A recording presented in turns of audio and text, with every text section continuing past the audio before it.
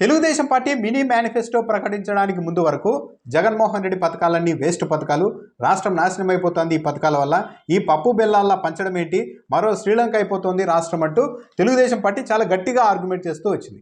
ఎప్పుడైతే Telugu Desam party mini manifesto ప్రకటించిందో ఆ తర్వాత మీడియాలో కూడా వాతావరణం మారిపోయింది. అప్పటి నుండి శ్రీలంక, జగన్మోహన్ రెడ్డి పథకాలు, పప్పు బెల్లాలు అనే కాన్సెప్ట్ను దూరంగా పెట్టారు. రాధాకృష్ణ తాజాగా తన వీకెండ్ కామెంట్లో ఒక రాసిన అంశం అయితే ఆసక్తికరంగా ఉంది. జగన్ ఏజెండా ఒక్కటే, అది అధికారంలో కొనసాగడం. ఈ క్రమంలో రాష్ట్రం ఏమైపోయినా ఆయనకు పట్టదు.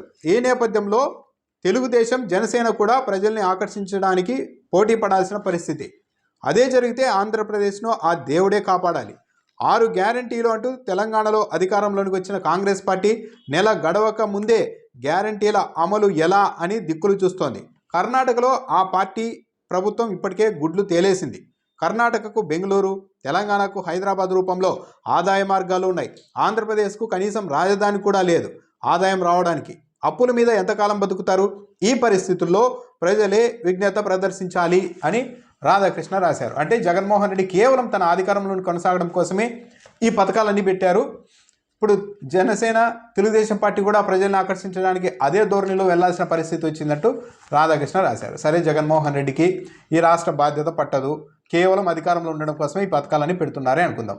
మరి తెలుగుదేశం పార్టీ, చంద్రబాబు కావచ్చు, పవన్ కళ్యాణ్ కావచ్చు, నిజాయితీగా ఈ రాష్ట్రం బాగు కోరేవారైతే మేము అధికారం కోసం పనిచేయడం లేదు, ఈ రాష్ట్ర భవిష్యత్తు కోసమే పనిచేస్తున్నాం, కాబట్టి జగన్మోహన్ రెడ్డి పథకాలన్నీ వేస్ట్ పథకాలు, అలాంటి పథకాలు మేము ఇవ్వం, రాష్ట్ర భవిష్యత్తును, ఆర్థిక వ్యవస్థను కాపాడేలాగే తమ నిర్ణయాలు ఉంటాయి అని చెప్పాలి కదా నిజాయితీ పరులైతే.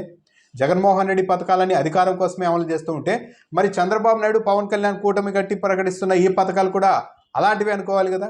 ఇంకా నయం, రాధాకృష్ణనే చెప్తున్న ప్రజలు విజ్ఞత ప్రదర్శించాలి. ఇక్కడ రాజధాని కూడా లేదు ఆదాయం రావడానికి. పథకాలు 6 గ్యారెంటీలు చెప్పిన కర్ణాటక, తెలంగాణలో కాంగ్రెస్ పార్టీ గుడ్లు తేలేస్తోందని కూడా చెప్పారు. సేమ్ అలాంటి పథకాలే కదా ఇప్పుడు తెలుగుదేశం పార్టీ కూడా ఏపీలో చెప్తూ ఉన్నది. అలాంటి గ్యారెంటీలే.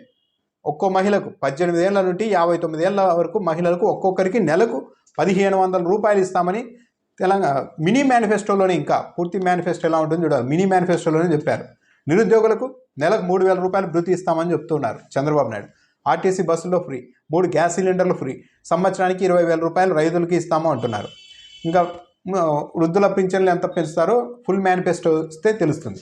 సో దీన్ని బట్టి చూస్తూ ఉంటే రాధాకృష్ణ చెప్పేదాన్ని బట్టే పరస్పరం పోటీపడి పథకాలు ఇస్తున్నారు, ప్రజలు విజ్ఞత ప్రదర్శించాలి అని అంటున్నారు. అంటే సో రాష్ట్ర భవిష్యత్తు గురించి ఆలోచించే ప్రజలు ఎవరైనా సరే పథకాలను హద్దులు మీరి ఇస్తున్న వారిని కాకుండా హద్దుల్లో ఇస్తున్న వారిని ఆదరించాలి.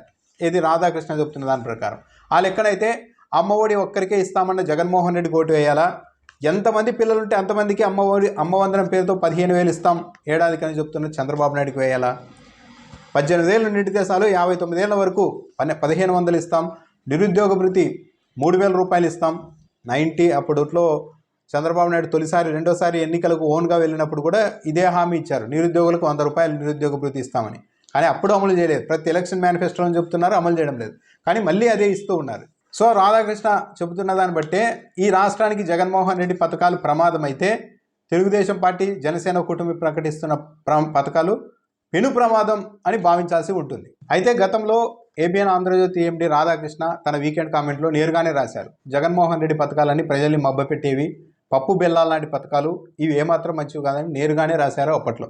కానీ ఈరోజు మాత్రం అంతకు డబుల్గా, అంతకు ట్రిపుల్గా అన్నీ ఇచ్చేస్తామంటూ చంద్రబాబు నాయుడు మినీ మేనిఫెస్టో ప్రకటిస్తే అది కూడా పప్పు బెల్లాల లాంటిదే, రాష్ట్రాన్ని నాశనం చేస్తుంది. తెలుగుదేశం పార్టీ మేనిఫెస్టో ఒక సరైనది కాదు, అది రాష్ట్రాన్ని దెబ్బతీస్తుంది అని మాత్రం నేరుగా ఈరోజు అయితే రాధాకృష్ణ చెప్పడం లేదు.